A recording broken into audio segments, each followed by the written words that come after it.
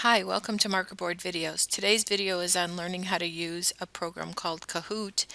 My name is Nancy Foote. Let's get started. The first thing you need to do is to jump onto the internet and go to getkahoot.com, getkahoot.com, and sign up for your free account. It's really easy. It asks you if you're a teacher or a student. You just sign up. I'm already signed up, so I'm going to go ahead and sign in. I've got it all set so that this will be nice and quick. And I'm in. Boom. There you go. Now when you start your Kahoots, the first thing that I recommend is that you find a public Kahoot, which is right here up in the top in the middle. Click on that and pick a topic that you're interested in. So let's say that I am interested in motion because I teach physics. I can pick my grade level if I want, and I can pick whether it's a quiz, a discussion, or a survey. Most of them are quizzes. I'm going to click search. And without having to do anything, there is a 10-question quiz on motion that's been played 7 times. A couple of things I like to look at. Number of questions. I try to keep them 10 or under. This one's a good one, 45 questions. It's only been played 4 times. But here's the reality of it. That's a lot of information. And if I were doing this, I would take this and I would simply break it into 5 different quizzes. So let's just look at this top one. If I'm ready to play with my kids, I just press play and the game begins. If I want to look at the questions, I can click on it and I can see what the questions are right here. There's my questions. So I can change them if I need to or if I want to. And again, if I'm ready to play, I can go right here. Now let's say I don't like the wording on one of the questions and I want to change the wording just a little bit. Then I'm going to go right here where it says duplicate. And I'm making a copy for myself. So now I have it and I can edit it. I'm going to take out where it says duplication of motion, so it just says motion. We do a review called For Old Time's Sake, FOTS, so I'm going to change it to that. Let's look at what the questions are. And let's say that I want to change question number 6. I go down here to question number 6. I change it. And when I'm done, I hit save and continue. Now I'm in a pretty good spot. I'm going to hit save and continue again.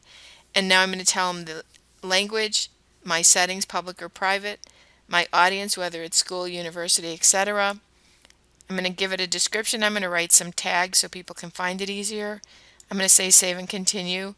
If I want a picture, I can put a picture in here. If I want a YouTube video, I can put that in there. Done. So now what I've done is I've copied a public Kahoot and I've changed it so that it's mine. Let's take a preview of it. Now this gets a little interesting. So do I want the game pin, which you'll see what that is in just a minute, minimize instructions, randomize the order of questions, randomize the order of answers, play music, and so that's information. So when you turn this on, you're going to see in just a minute that it gives you a pin number up here. The right-hand screen is what your students see. The left-hand screen is what you see. This is what's on the board, rather. So I'm going to put in the pin here as if I'm a student playing it. And I'm going to hit enter. It asks for a nickname.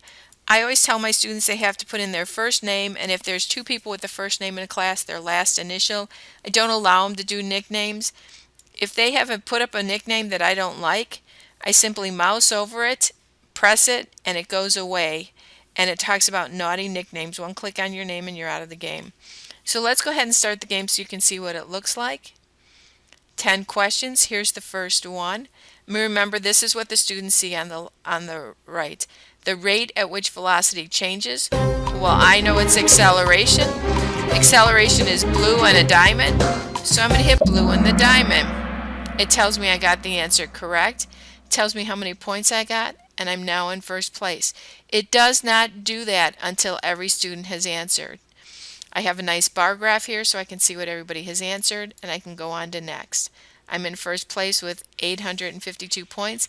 I can get up to 1,000 points per question depending on how quickly I put in my answer. Let's try one more. Describe how fast something is going and in what direction. That would be velocity. So I look down here. Velocity is blue. Velocity is blue. And I can also see on my thing that I now have 1,733 points and that I'm in first place. Kahoots doesn't get any harder than that. If you want to look at just your Kahoots, you go to My Kahoots, and here's the motion one that I just made. Here's the other ones that I've done with my students. I also tagged some favorites, some ones that other people have done that I liked, and they're tagged as my favorites. If I want to make a brand new Kahoot, I'm going to press New K right here. I'm going to tell them it's a quiz, and I'm going to say this is a practice quiz just so I can teach you how to do it. Question 1. And here's where it gets a little tricky. My spelling, obviously. But here's where it gets a little tricky. Where do you save it? Oh, let's give answers. 1, 2, 3, 4. And 3 is the correct answer. First of all, you're limited to, we have 85 characters left for the question. This tells me how many characters I have left for the answer. But how do you save it? You don't have to. You just say add question. And when you add question, it automatically saves the first one. Second question, answers are A, B, C, D. You don't have to have four answers if you don't want. You can have 2. You also can add a video as well as an image. Let's say B and C are correct answers. I can click more than one correct answer. I can also give them additional time for this question because this is a harder question. And I can say whether this question is going to be worth points or no points. When I'm done with everything, I'm on my last question and I'm done, I hit save and continue. There's my questions, my answer choices, and my time. I say save and continue again. And here we are back to the screen where we need to set our audience, our difficulty rating, privacy settings, description, etc. And I'm ready to go. So this takes virtually no time to do, and it's very easy and quick. The kids love it. Once you've played a Kahoot, and I can't do it until we play a whole game, but I'll try to do it today in one of my classes. Once I play Kahoots, I can download the data in a Excel spreadsheet and see exactly how every student did what they answered.